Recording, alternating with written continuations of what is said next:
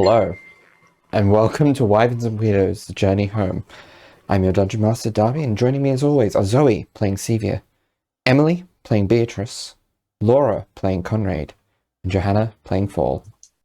Let's jump into it.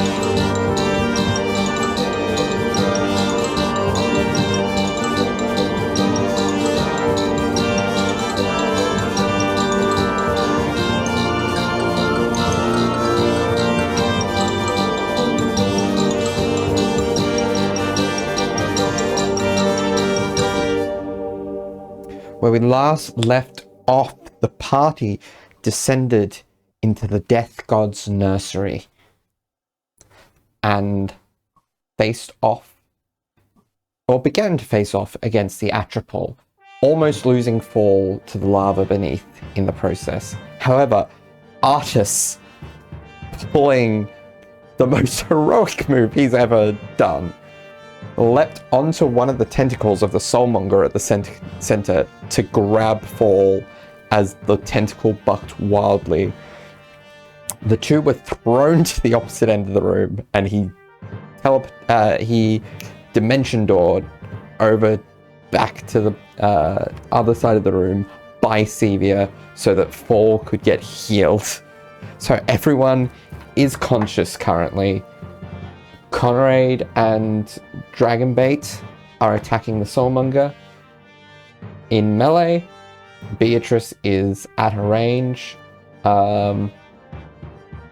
And Conrad has a shadow spawn up named after Exley.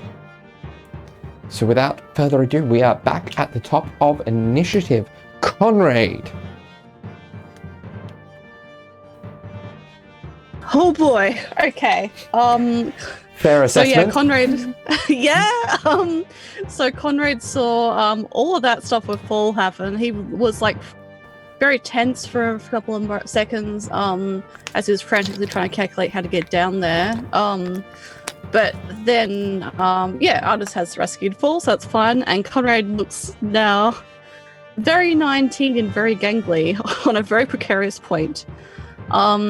So instead, he glares at the tentacles, then glares at the horrible, terrifying dead god baby, and looks at the fact that there's an umbilical cord kind of fitting into the Soulmonger, which he's having quite some trouble breaking into because he has a rapier.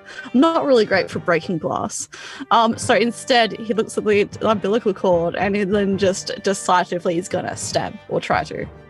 Okay. I presume I can do that. Yeah, so 5th edition doesn't really have cold shot rules.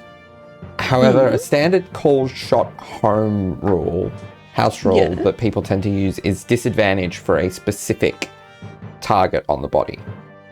Yeah, that's fair enough. You do have inspiration to cancel out that disadvantage. I might use my inspiration because I believe Conrad currently has 3 points. So I will do that for this turn because he's angry and it's getting desperate.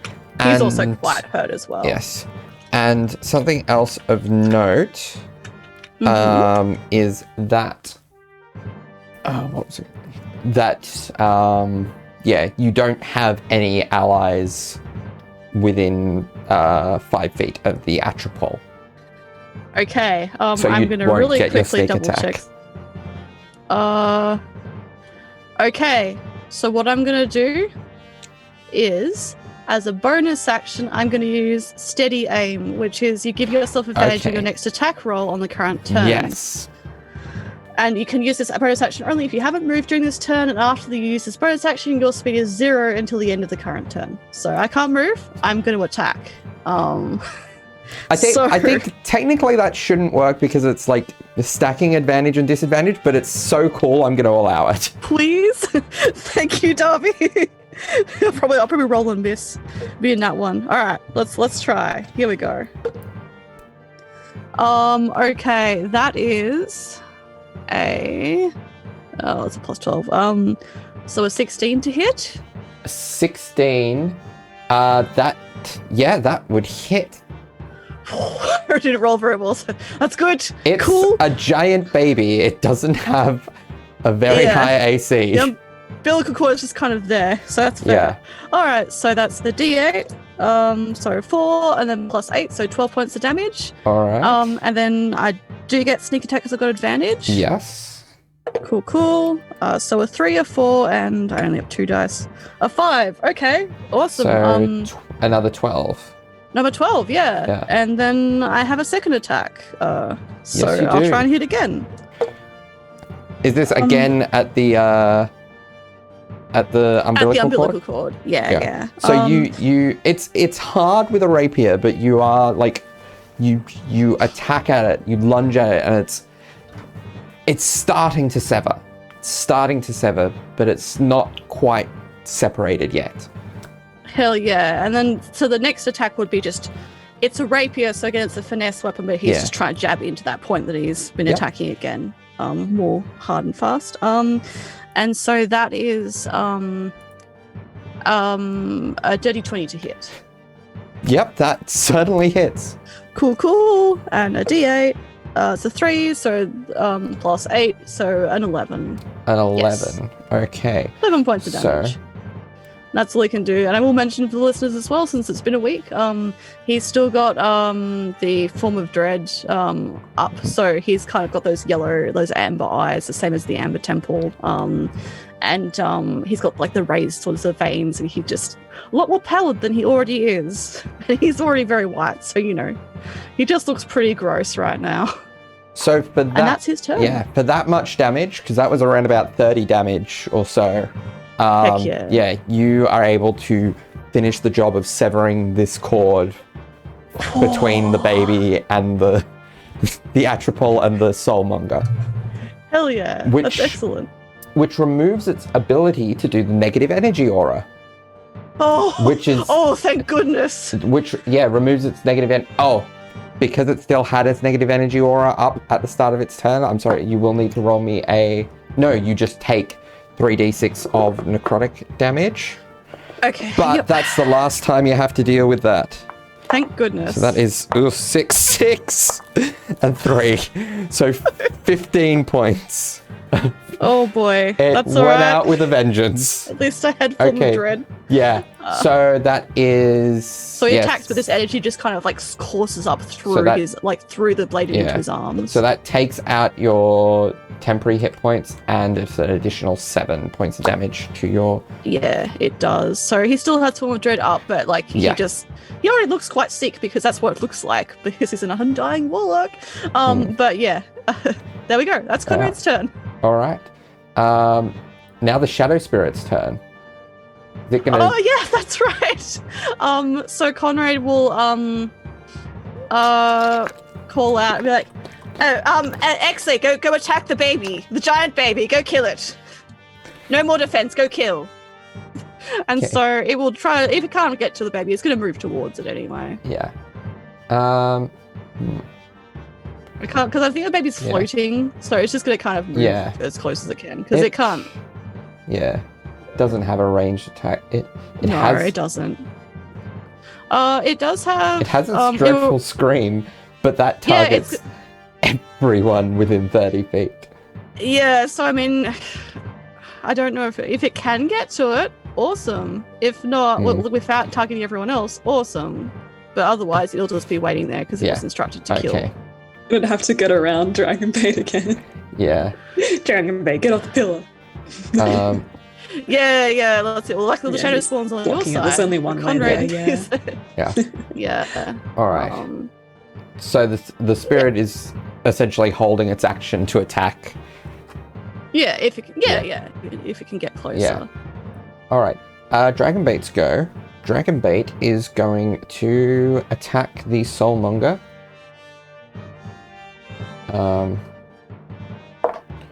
That is an 18 on his first attack, plus his bonuses, and a 15 plus his bonuses. Both of those hit even without bonuses.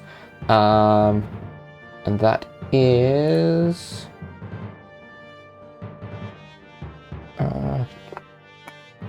need to get more dice out.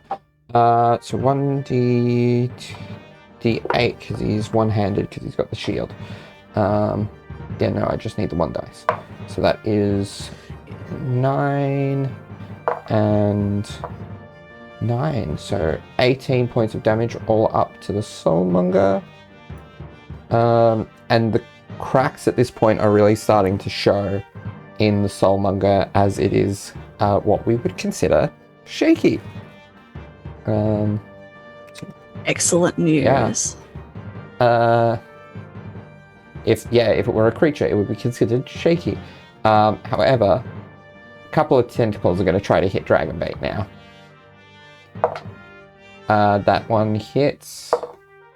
That one hits. So 4d8, 3,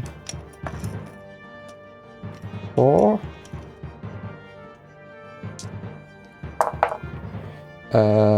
10, 14, so 20 points on the first one.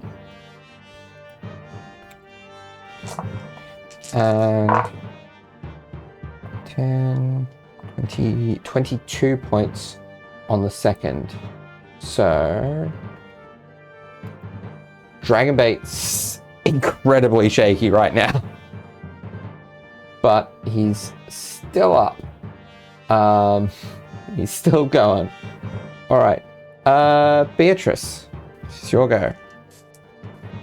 So, Beatrice still has Slayer's Prey up, which is what I remember. She's going to fire an arrow at him again, this thing again, but as she does, she's going to cast Ensnaring Strike at a second level. Yeah.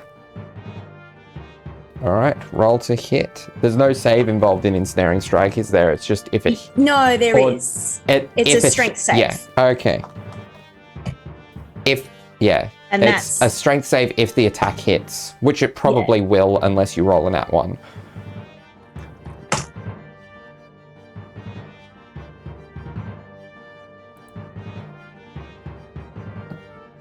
$17 to hit. 17 definitely hits. So I rolled a grand total of 13 on the strength save. Probably not enough to save. That does not succeed. Okay. The save is 14. All right. This is the first time. This is the first time this spell has ever worked for me. Okay. So what does Ensnaring Strike do? So, the next time you hit a creature with a weapon attack before this spell ends, a writhing mass of thorny vines appears at the pointed target, and the target must succeed on a strength saving, so throw will be restrained. Whilst restrained by the spell, the target takes 1d6 piercing damage at the start of each its turns. And a creature restrained by the vines or one that can touch the creature can use its action to make a strength check against your spell save DC. On a success, the target is freed. And because I cast it at second level, it's 2d6. All right. Yeah, so I imagine almost like vines coming up from like the struts of the soul, leading to the Soulmonger, and just holding the Atropol in place. Yep. Yeah. I believe you have advantage on the attack then, if it is restrained. On the next attack, I will. Yes. So did you cast Ensnaring Strike before? Before. It's a bonus action. So both of your attacks this turn will have advantage because restrained target. Yeah.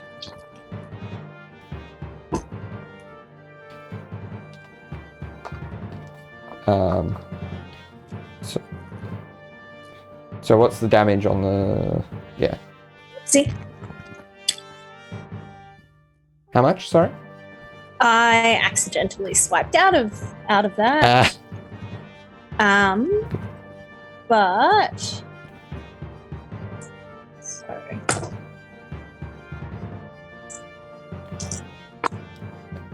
And as a heads up, it was already quite shaky before. After Conrad's attacks to the cord, it is incredibly shaky.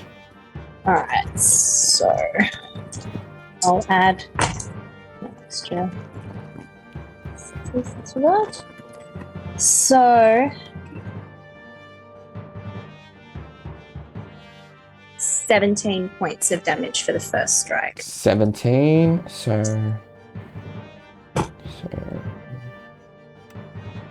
all right, and your second attack. The nat 20 to hit. If only you still had your sneak attack on this. Only I still have sneak attack. Yeah. That's well. fine. You might not need it. Well,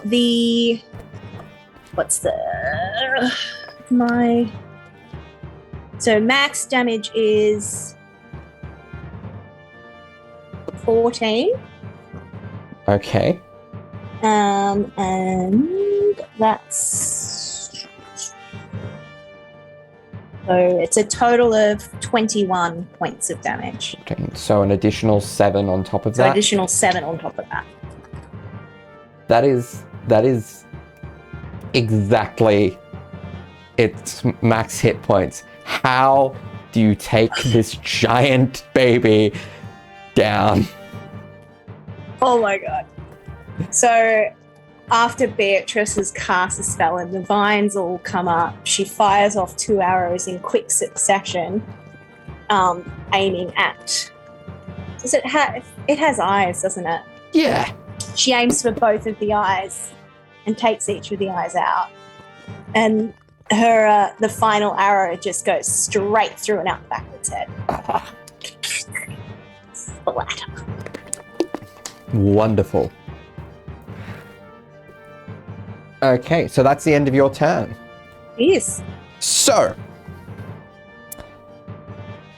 a skeletal figure that you in blue robes and a golden breastplate with rotting leathery wings appears on the south balcony. Hateful pinpricks of white light burn in its eye sockets, and a 2-foot diameter sphere of utter darkness floats in the air beside it.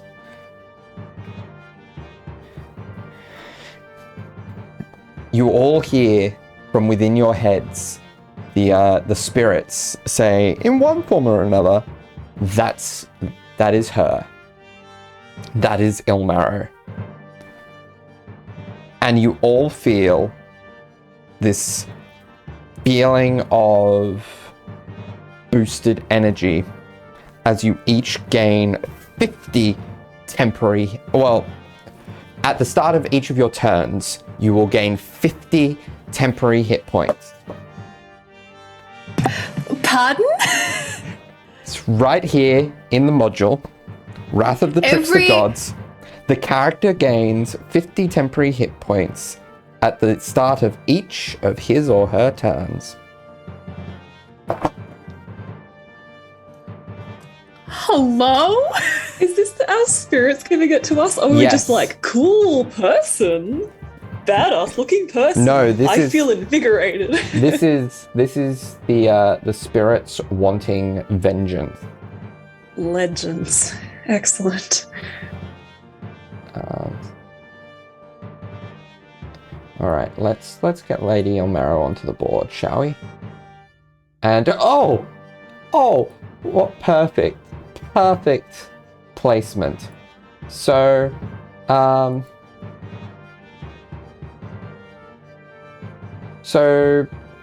D&D Beyond and Fantasy Grounds both have auto roll functions for initiative. In this case,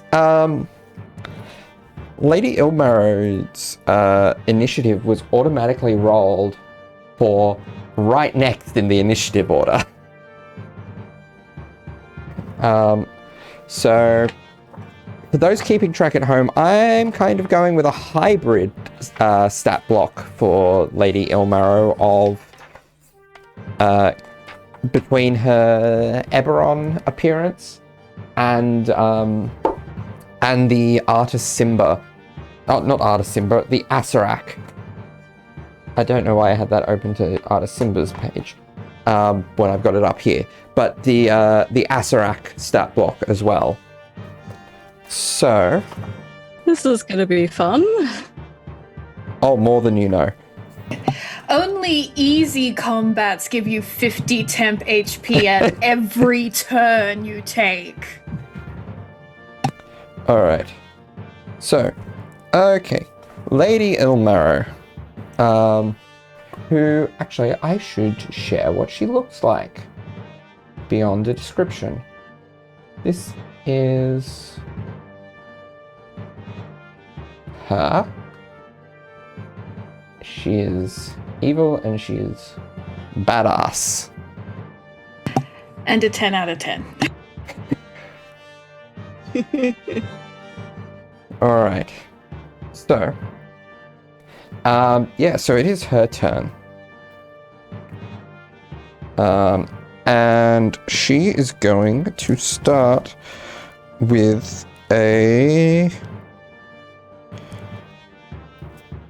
She is going to start with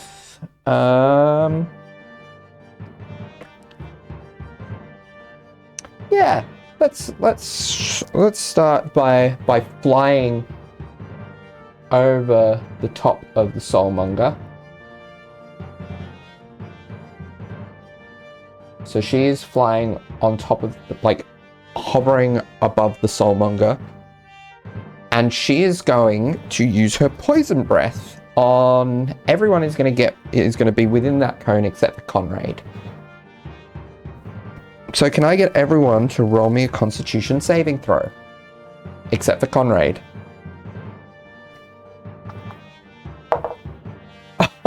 Dragonbait was a nat 20. And Artist was a 17 plus whatever his modifier is.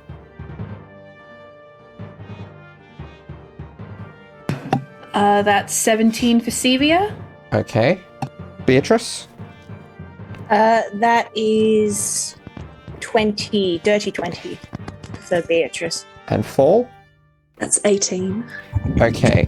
So, Artis, Sevia, and Fall all fail. So let's get a good... Okay. 10d6 of poison damage here. So, oh! Okay, so I've rolled half, and that's already 3 1s and a 2. Can I stay And a conscious? 5. Let's see. Let's see. I've already rolled poorly so far. So that's 10. And a lot of 2s in that. So 21 points of poison damage to 2 those. points off staying conscious, fall is down. Oh. Yeah. Okay. So, 21 points of poison damage to those who failed. Beatrice and Dragonbait only take 10.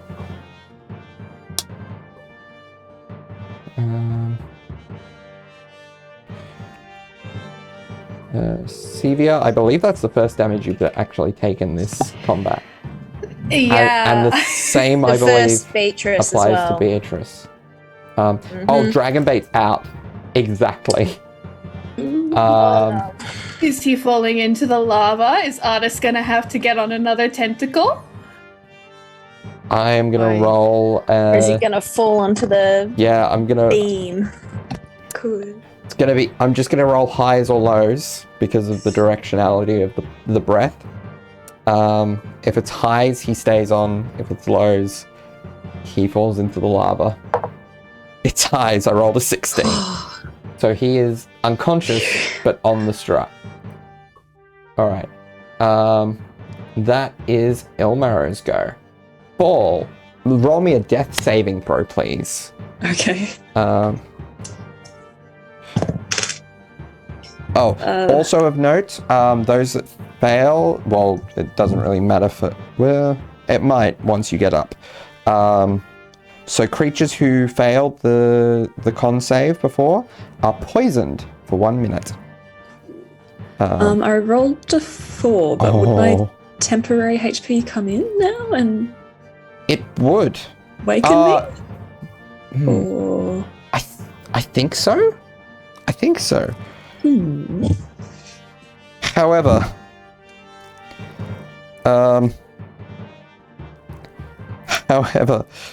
oh no. Oh no. Oh no. I just read the rest of this. Okay. Hit me. You're dead. No, he's not. A humanoid reduced to 0 hit points by this damage dies and rise. Well, I'll read that next bit later. So the goal, destroy the Soulmonger and bring Fall back. Good luck, guys. Scream. Okay. Can I? Okay. The Atropol is dead. Okay. Thevia, it is your turn. Oh, is it? My plan of healing Fall isn't gonna work, is it? Right. Okay. Gotta read all of those details before. Yeesh. I will add my temporary hit points. Okay. So Yes, Sevia has 50 temporary hit points. yep. So, okay. Well, Fall just died in her arms, basically. While And- poisonous gas surrounded the both of you. Yep. And Revivify is not going to work until the Soulmonger is destroyed. So, with a frankly unhealthy looking amount of tears streaming down her face, Sevia is going to turn around and I would like to hit the Soulmonger with a 5th level fireball. Okay. Okay. I don't Yeah. know if a sentient object can make a dex save. I don't believe it. A non-sentient object, like a what's did the I word? say the wrong Inanimate object is the word. Now, Lady Ilmarrow is floating above the thing too, so she'll have to make a save. Yeah. And I'm assuming Conrad and the body of Dragonbait are going to be excluded from that area. Yeah, absolutely. Yes. She's aiming for like the little spark of fire to shoot to the point of all the cracks where Conrad like made damage. Because I believe he did a decent amount to it. And then that's gonna hit that and shoot up. So she's gonna save, but yeah, the Soulmonger is gonna take full damage. Okay. Not my best roll. 6, 16, 20, 25, 30, 38 points of damage, and I will actually add my intelligence modifier to that, so that makes it 43 points of damage altogether. So they're still like looking incredibly shaky now. Like there's shards and holes in the glass, but it's still standing. Okay. Um, Then she's gonna, again, she's protecting Fall's body with her little body, and she's just crying. all right. She's doing great. Then it is Artis's turn. Artis is gonna.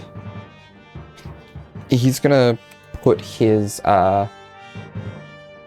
He's gonna like raise up his fist, and you'll see this ice start to come from the ring as a giant hand begins to form as he casts Bigby's hand. And in doing so, he is going to ram it as a clenched fist into the Soulmonger right next to where Conrad is, so that Conrad, when it gets to his turn, will also have an ally nearby. And also, if Conrad is knocked down, there is at least a hand there to grab him. So, need to roll to hit with the...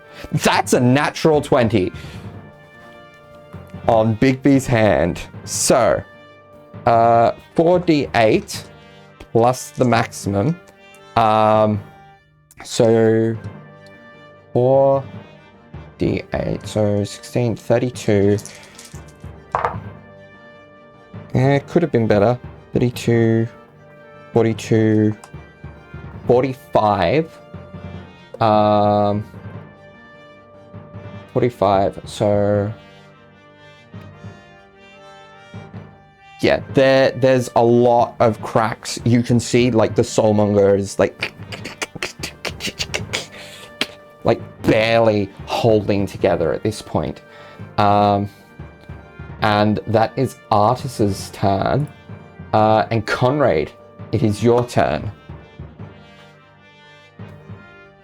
Okay, cool. So Conrad kind of quickly flicks his head over to see the like gas stuff happen. He just sees people like fall past out. He doesn't know what's happened. So he kind of just doubles down. You do gain 50 temporary hit points. Oh, excellent! That's right. As you are charged with power from your trickster spirit. Yes. So he just kind of like just. Suddenly, that buzz of just suddenly getting all that energy is like, he just turns and just like with that resolve just keeps like wailing the Soulmonger. So I'll roll the hit. Yeah. Not really too well, but that's a 20 to hit. That'll hit. Dirty 20. It's an inanimate object. It's hard, but it's an inanimate object, so yeah. It's not too hard. So that's a 5. 13 points of damage. That's enough. As you smash your sword into it, you feel like tiny shards of glass kind of passing by your hand, and they kind of scrape against it, but not in any real damaging way. Like there might be little bits of blood if you squeeze at it. He probably like uses like that momentum to also just like hit it and then just kick his foot through at the same time to break down more of that glass. And the Soulmonger is destroyed. Oh, what happens? And yes, well, let's... Considering my patrons, do I sense anything? Interesting question. Interesting question. So, the crystal cylinder shatters and a myriad of tiny lights pour forth from within. These bright souls coil through the air like a tornado, blazing upward and then vanishing in a blinding spectral flash.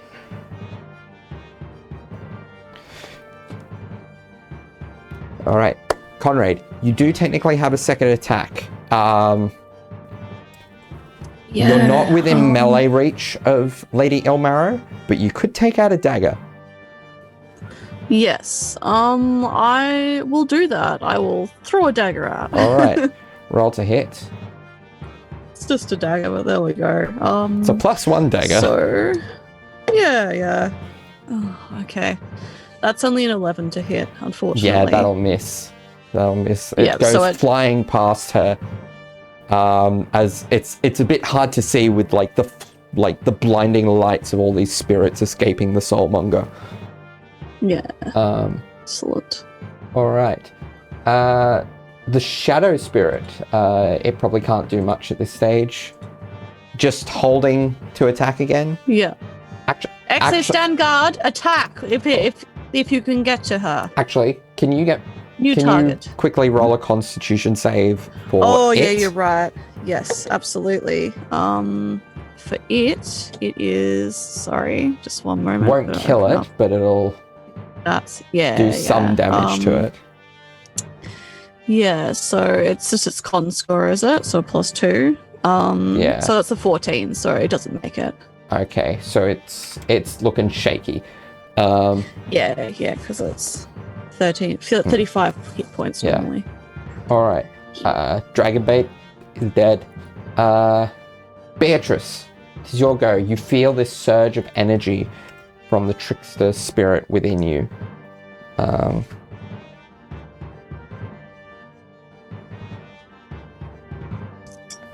So Beatrice is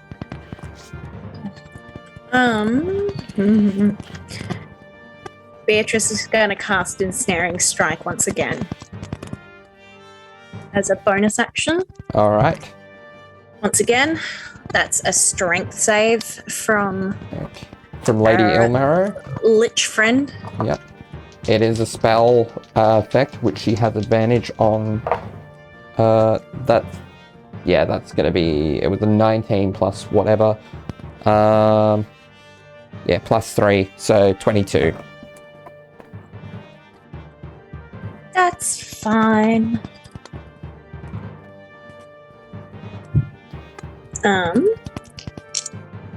So Beatrice is just gonna fire a couple of arrows at her. All right.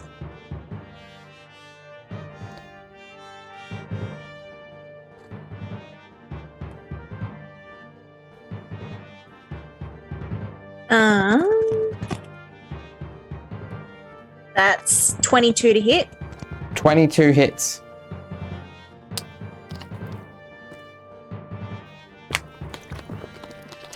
So, the other thing of note that the trickster spirits help you with is that you deal any damage you deal to her, you deal an extra 3d6 psychic damage. Wow. So, well, that's 12 piercing and then an extra 3d6. Okay. So 12. Was it? Yeah. 7. 12 piercing.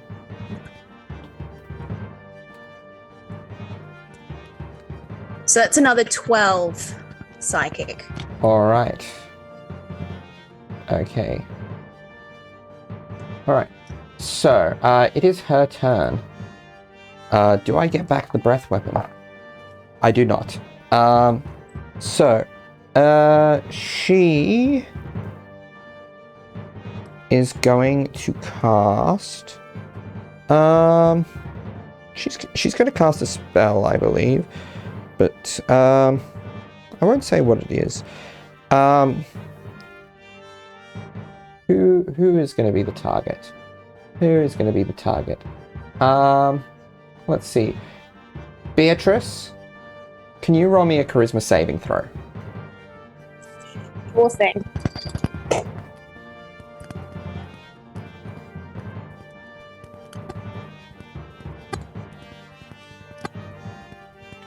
It's a 14.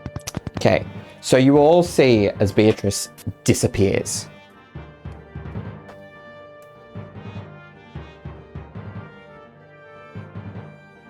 We will deal with where exactly you are, Beatrice, a little later.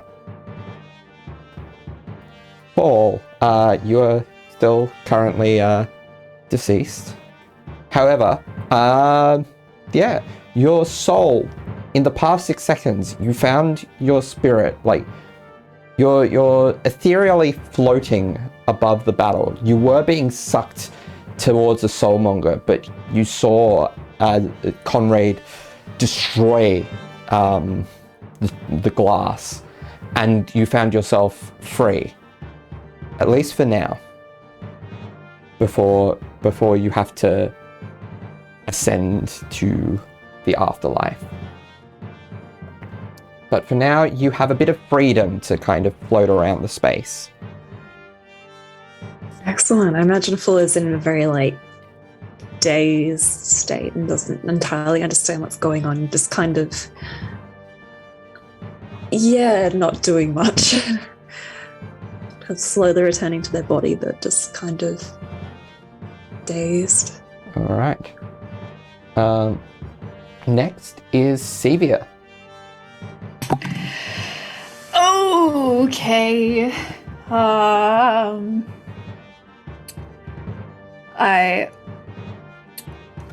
Would it be better to try and kill the Lich Lady? Probably. Is Sevia gonna do that? No. She's pulling a scroll of Revivify out of her bag and she's going to, like, press it to Fall's. I'm assuming it'll work. Because the whole thing was the Soulmonger. Yeah, but you cannot yet cast as a cleric 3rd level cleric spells. So you will need to make a check for me. Okay. To cast from the scroll, and I am double checking whether it is a spellcasting check or an arcana check. Either way, I'm going to use my last DM inspiration to gain advantage. Alright. So I'm going to use blue dice. Spellcasting for Fall. ability check using your spellcasting ability. So it is your spellcasting ability as a Modifier. cleric. So that is the +7. +7. Yes. Okay. I will tell you here, the DC is a 13. Okay. First roll is a 6 + 7, which is a 13 exactly. Yeah. And then the second roll is a 15 on the dice. Okay. So now, quick revival check. Roll me a wisdom check. Wisdom? Yeah. Check or save? A check. 12. 12 is enough. The Hey. DC, like, Fall has not died before. The DC was a 10. So Fall, you feel your body, your soul dragged back to your body as you come back to life. On 1 hit point. All right. The shift from like this very surreal out of body experience to suddenly hearing, like, back in his body, feeling his heart like kind of thump unnaturally. And he just kind of gasps in breath and then tries to sit up but can't. Yeah. Sevia's just like holding both his hands, and again she's just crying. It's okay, I got you. You're okay? You're okay. We're still in danger, but you're okay. It's okay. Okay.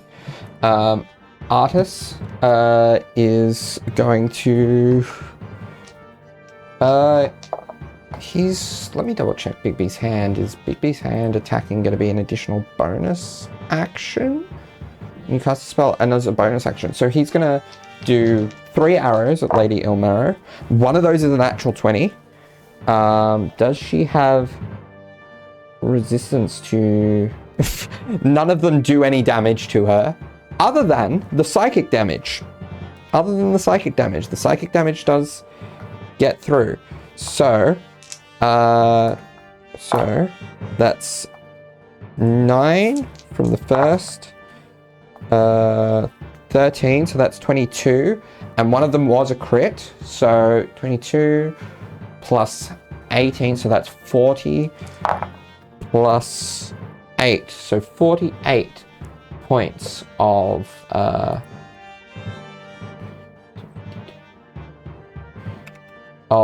psychic damage to Lady 𝗖𝗦. Conrad, it is your go. Okay. Oh, I forgot. Sorry, I forgot to roll for Bigby's hand. And it hits for 18 points of damage. Cool. All right.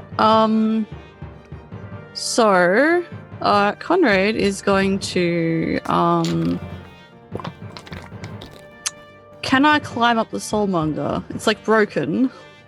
Because that's where she is, isn't she? There's probably frame structure that you could, yes. Okay, so I'm going to try and climb up the Soulmonger. All right. What do you want me to... Roll me an acrobatics check. All right. Unless you want to cast Spider Climb, in which case I'll just let you do it. Yes. Spider Climb that's an action, so no. Would I be able to attack even if I'm climbing? I'll allow it for if you're taking the acrobatics a regular check. climb. Yeah. All right. So I'm going to use another point of my inspiration because I rolled a 5. My acrobatics isn't that great.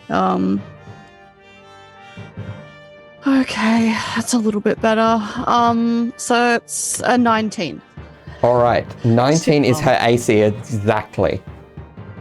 Oh, that's to climb up, to climb. unfortunately. Okay, yeah. So you managed to get to the top of the Soulmonger. And cool. She's not quite on your level, Then but she's at least in your reach here. Then I'm going to try and attack her with my rapier. All right. Roll to hit.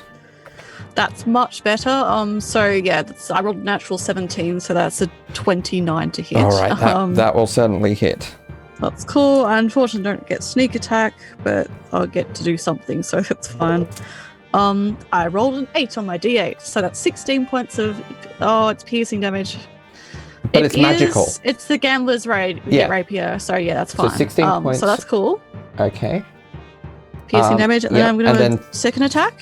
3d6 of psychic before you do that. As there is a battle cry from Papa Zottel. Oh, nice. Yes. Excellent. So that's a 6 and a 3, so 9, and then my third one is a 2, so 11 points of psychic damage. All right. She is looking shaky. Good. Then I'm attack again if I'm allowed to. Yep. My second attack. Cool. So 25 to hit. 25 certainly hits.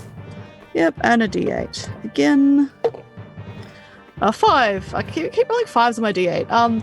So 13 points of damage. All right. Piercing damage. And the psychic? And it's on every attack that you do. Excellent. Oh, heck yeah, that's awesome. 3 and a 2, 5, and then another 3. So 8 points of damage. All right. All right. And you should also technically get your sneak attack on one of those because Big B's hand is there. Oh no, the Big B's hand is down with the Soulmonger. It's a bit further down. It came up to attack her. Yeah, so it is there. Oh yeah, true. Oh, okay, cool. So 3d6. 6 and a 1, 7, and then a 5. Cool. So 12 points of extra piercing damage from the gambler's rapier. All right. And yeah, and then he just yells out, like, okay, Exa, get up here, come attack. Yeah. All right. So is the shadow spirit basically gonna go along the strut and try to climb? Yeah, it's gonna try to. Okay. So what do you want me to roll for that one? Acrobatics. Dex? So it would be Dex. Dex if it doesn't have proficiency. That's all right. It's pretty good at that. Yeah. Cool. So 16. 16. I'd say that's enough to kind of get halfway up. It can it can probably push to get up to the top, but it won't have its action left. Yeah, that's fair enough. And it will. Yeah. Well, I'm still within 30 feet of everyone, so that's fine. Yeah. Yeah. All right. It will not scream. Yep.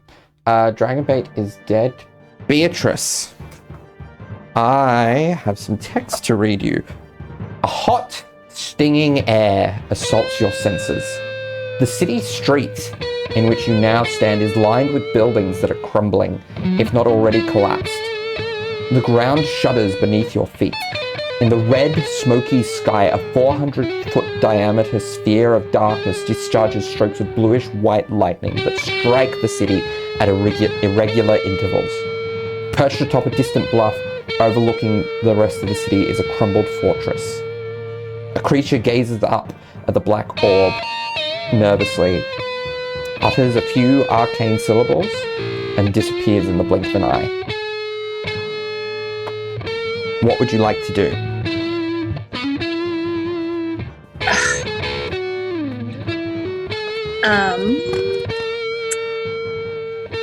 Good question.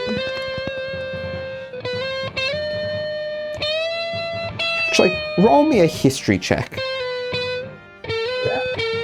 With advantage.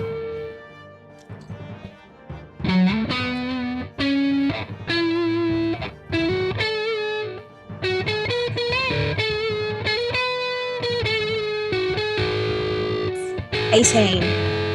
18. There's certain elements of this that feel familiar. You've never been in this city before in your life, but the way that it's crumbling and the heat is almost akin to when your home was taken.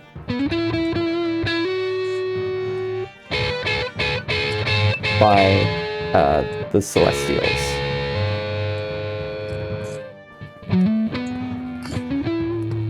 Beatrice is going to start making her way towards the fortress. Okay. Next is Lady Ilmarrow's turn. And Conrad, you've just done a lot of damage to her. Can you roll me a charisma saving throw? 19-year-old boy. Okay. I shall. This is okay. Cool. So that's a 22. Failed by 1. DC is 23. Conrad disappears from all of your sight. And you're no longer on the same plane as your shadow spawn, so the shadow spawn dissipates as you cannot concentrate on it across planes. Oh, okay. You find yourself in a similar city street to the one Beatrice found herself in.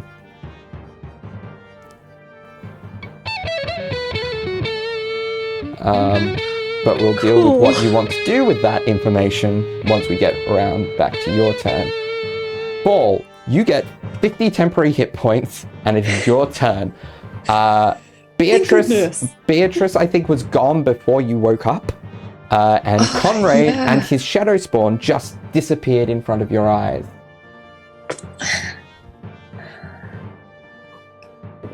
Paul is just absolutely confused as to what's going on. They were like barely returned to consciousness for a second after the last time they, like for 6 seconds after the last time they get knocked out, and then they had this out of body experience. They just kind of like look up at Xavier and just, what's going on? What happened to Conrad there? I think they kind of like feel the side of their face, and that they feel that it's got like burn scar tissue, and then there's like half of their hair is burnt off. Probably a considerable amount of their clothes is burnt off as well. Probably just in pants and tatters remains. And they feel like one of their eyes is like not opening properly, so they will cast Cure Wounds 2nd level. All right. So that will be... And as this energy goes through them, then they slowly are able to open their eye again. I think luckily a lot of their tiefling heritage and the fact that they were only in the lava for 6 seconds really helped. Prevented a lot of potentially more significant damage. Absolutely. So how much have you healed for? So that was, I've healed for 11. All right. So,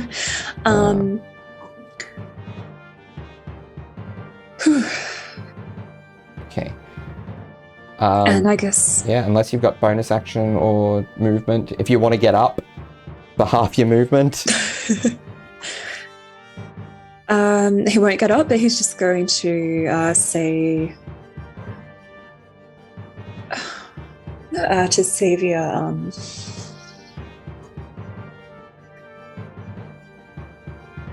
I don't know what's happening here, but we can do this, right? and that's a bardic inspiration. All right. Sevia, it is your turn. Okay. Just very quickly, how much is Fall's inspiration again? D6. 1d6. You can add it to damage and healing spells as well. Hell yeah, I can, baby. Oh, that's so many d6. Okay, Sevia's not having a great time No. at this particular moment. She is the only one of the group who is like of this group, not including Artis, who is like still fully capable of doing everything and doesn't have like 11 hit points. Very rare for her. So she looks at Fall after he gives her this inspiration. She's going to say, "Of course we can do this. We've always been able to do this." And then she's going to, she was like kneeling by Fall's side. She's going to keep one hand like on Fall's. She's going to stand up. She's going to very quickly assess the situation. She's going to look up at Lady 𝗖𝗦𝗧. And she's going to say, "If you know what's good for you, you'll either bring them back or tell me where they are. Now, madam." And then she is going to cast Immolation on her. All right. Dex 18. Yeah, she's going to counterspell that. Counterspell. All right. Yep, your counterspell counters her counterspell. Sevia's angry. All right. So what? So it's Dex save for Immolation? Yeah, Dex of 18. She fails, but she is going to use Legendary Resistance to succeed. Okay. Okay, so it's not going to last the whole round. Like, it's not going to continue on, but she is still going to take half damage. And Okay. that does include the 3d6 psychic. Yes. And I am... and I can chuck my intelligence modifier onto this as well and use False Inspiration. So Yes. that's... Okay, I'm going to roll all these separately. Okay. Ooh, ones or twos. That is 11, 13, 15 points of fire, plus 5 for 20, plus inspiration for 21 All right. points of fire damage. All halved to 10. Yep. And then 3d6 psychic, which is 7 points of damage. Halved to 3. Yep. All right. Artist, with his bonus action, is seeing things get dire. He's going to get Bigby's hand to swoop down and grab Dragon Bait and just be ready by the exit. Next is Conrad. Conrad, you're in this city. What do you want to do? He turns around, looks around, like, "Oh, it's like that last time. Well, I went back again, so I just got to wait until they do that, I suppose. What do I see around me? Is the same things as Beatrice? Anything like more immediately? Does you see Beatrice actually? There are... Roll me a perception check. Oh, so that might be a different location. Okay. That's actually a good roll for once. So my perception is a +8. Awesome. So I rolled a 16, so 24. 24. You see the same fortress crumbled on a distant bluff. You do see in the distance, you're not quite sure, but it looks like it could be Beatrice heading towards the fortress on the bluff. He kind of like looks around, just like wipes the sweat off his brow before like spits out some blood. He's still got like the golden eyes. Looks like he's undead himself. Something that both you and Beatrice would notice at this point is the absence of, in your case, Papazotl, in Beatrice's case, Moa. So are the hit points gone as well? The 10 points? No. Those. Okay, cool. Those stay. It was magic imbued in us, yeah. Yeah. Okay. It's just like, if that's Beatrice, I am going to scream. And then he just starts running off after the Beatrice shape. All right. Yep. Thinking that it's fine, I'll come back soon. You both have speeds of 30 feet, don't you? Yes, I believe we do. You're both a spear tackle Beatrice. You're both rogues. Yeah. In part, so you are both capable of moving at the same speed. So unless one of you slows down, you're not going to catch her until she has reason to slow down. But you can keep pace with her. Excellent. Koro just runs, but he can't ascertain what the Beatrice shape is. Yeah. Although you're probably able to work out like this creature that you're following is keeping about the same pace with you, so there's a decent chance it is Beatrice. Beatrice, that's you. Why are you running? Where are you going? When did you get back there? You're not quite close enough for her to really hear you in that kind of he yells clarity at her anyway. if it is her. And then he just swears in Saratan. Beatrice, it's your turn, and you hear like kind of garbled out by crowd noise as people are screaming. You see this angel-like creature with red wings in armor fly by overhead, and people seem to be running from it in particular, as well as just the general crumbling of the city.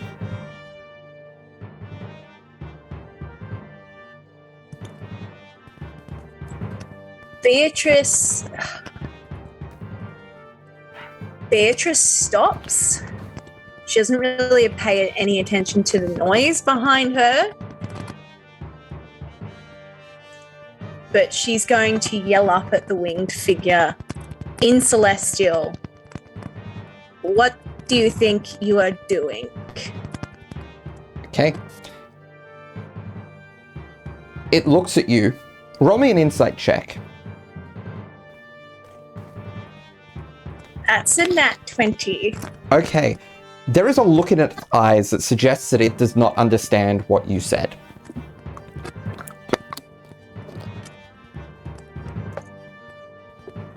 But there is a sort of recognition.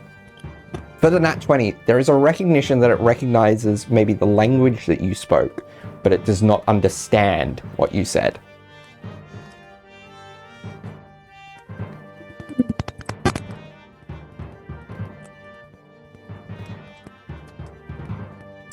So recognition without understanding. Without understanding.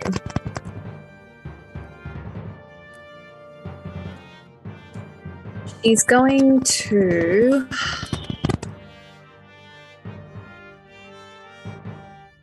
At that, she's going to keep running towards the fortress. All right. Though I will say, you have drawn its attention now, so this is a going concern. But, back in Eberron, it is Lady Elmira's go. And you are now the greatest annoyance in the room, Sevia. Roll me a charisma saving throw.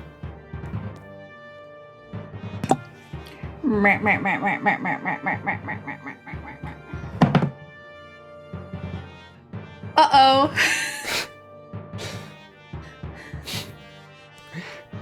Charisma? Yep. I'm so sorry, baby.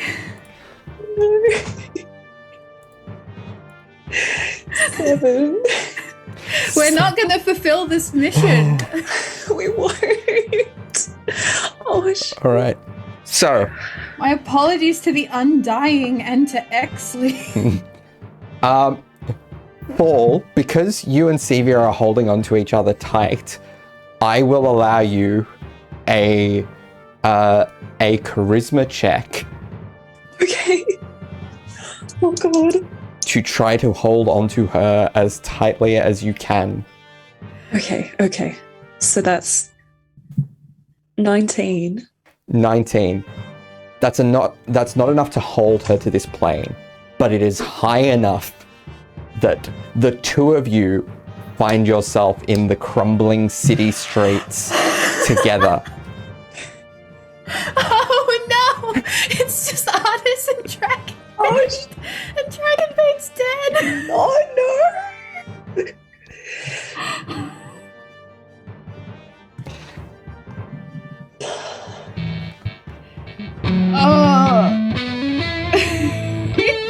Well, so that was the start of my turn, yes? That was Lady Ilmarrow's go. Yes. It is Fall's go.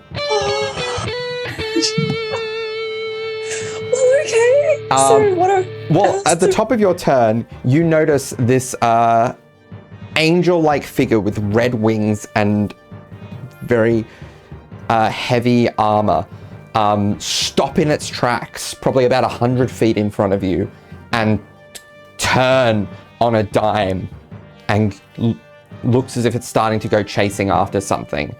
And that something is in the direction of a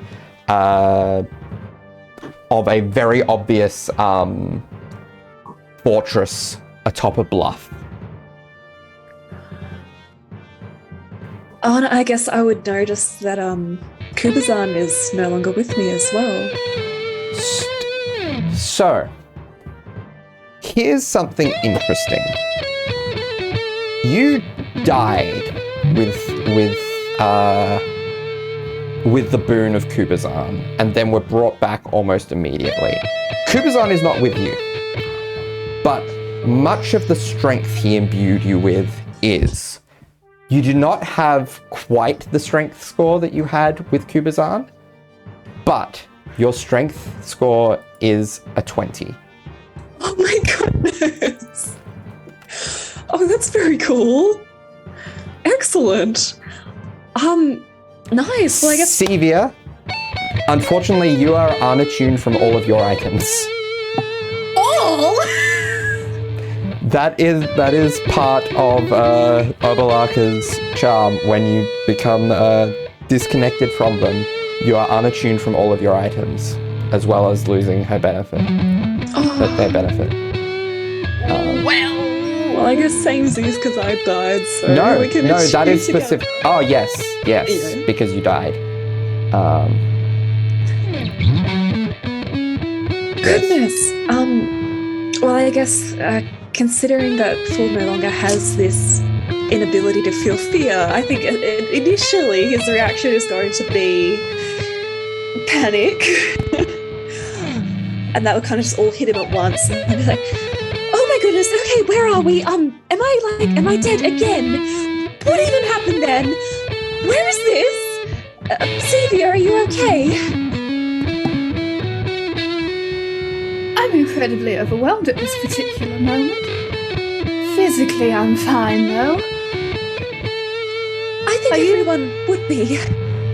Are you all right? Are you? And she's like touching Fall's face. I know this is Fall's turn, so it's like very quick, but like You're back to back, so.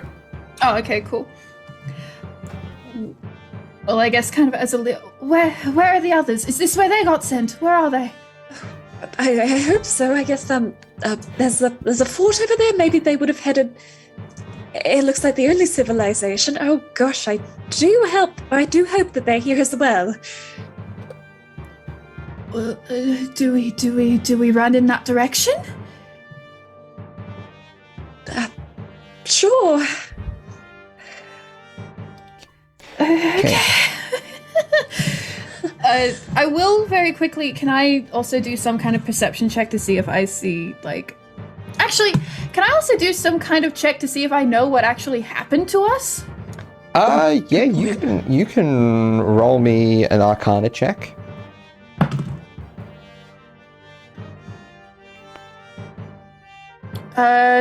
18. 18. Okay, you're not entirely sure, but it seems to be some sort of modified version of the banishment spell. Okay.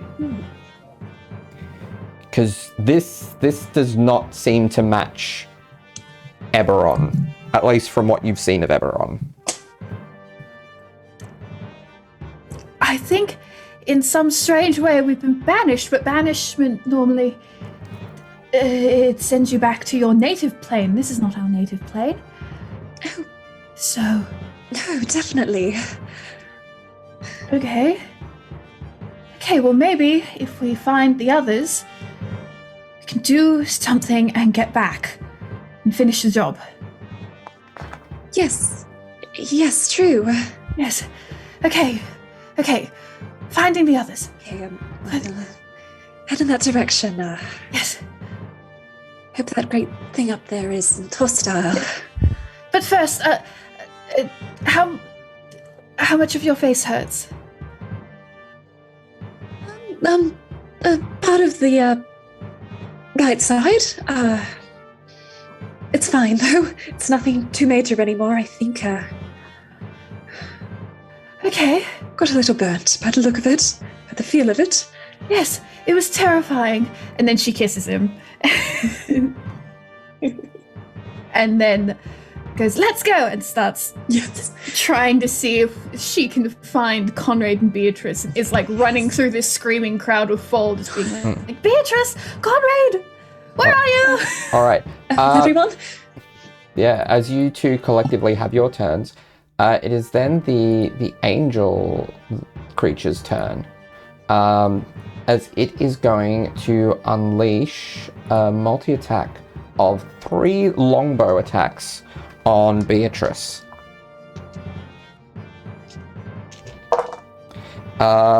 These are bad rolls though. Oh, some are bad rolls.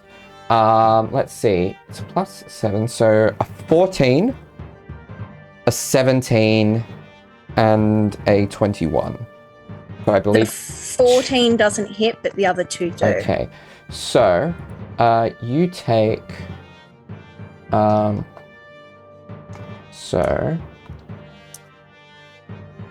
the first one does. Can you make me a Constitution saving throw for the first attack, and then we'll see what the go is with the second one. As you take 12 points of poison damage and 10 points of piercing damage, so 22 points of damage all up. Y'all won't believe this, but I just rolled another nat 20 for that con save, so that's 23. All right, so you are not poisoned by this poison. But the second attack, you're going to need to roll, like the second arrow that hits, you're also going to have to roll a check for. So you take, it'll be a total of 22 damage from this one. 18 for the con save. That is enough to save, so you are not poisoned. And sorry, how much damage was it again? 22. 22. So you should still have 16 temporary hit points. Yes. Oh. Should still have 16. Yes. Yes. All right. Next is Artis on another plane. No idea. Okay. Conrad, it is your go. You see this, the angel-like figure in the sky let loose 3 arrows at the figure that you're chasing. Alright, Conrad continues to run and Screech stops next to Beatrice. Like, what are you doing? This isn't the time to be starting combat. Let's get out of here. Started it. Beatrice, I am this close to just losing my shit. We need to get out of here. What are you doing? What's that up in the sky? Where are we? I'm not sure where we are. but there was a figure up that way, and it had looked at the orb and disappeared. And I thought maybe that's a good point to find things. I don't know. I'm just moving in a direction at the moment. I'm thinking. I imagine that's Conrad's turn in those 6 seconds. Yep. Bickering. All right. All right. So, next is Beatrice. It is your turn if you want to do anything in particular. After she says this to good friend Conrad, she's going to look back up at the angel celestial thing and just be like, what did I ever do to you? And say to Conrad, probably good idea to run. And then she's going to take off running again. All right. Okay. Ball. She's your go. Okay, am I close enough to recognize any of the other party members here? Nope. They are... The two of them are fast and have about 2 rounds on you.